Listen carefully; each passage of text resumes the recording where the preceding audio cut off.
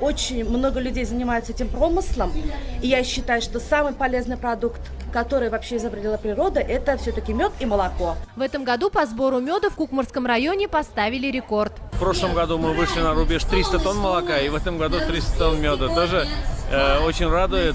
Радует то, что именно наши пчеловоды нашего района, они расширяют свою деятельность.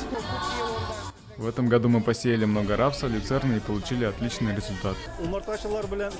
Сегодня здесь все пчеловоды района. Отличная возможность для обмена опытом. Согласно поверьям праздника, именно с 14 августа можно начинать сеять озимые культуры. Также Медовый Спас является началом Успенского поста.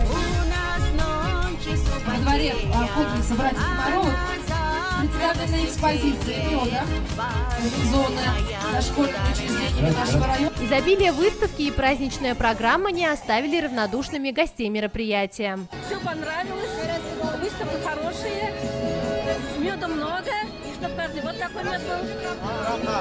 Вкусно. Мед купили, липовый мед мы любим. Как отметили специалисты, при выборе меда следует обратить внимание на цвет, запах и консистенцию. Медовый Спас, Кукмар!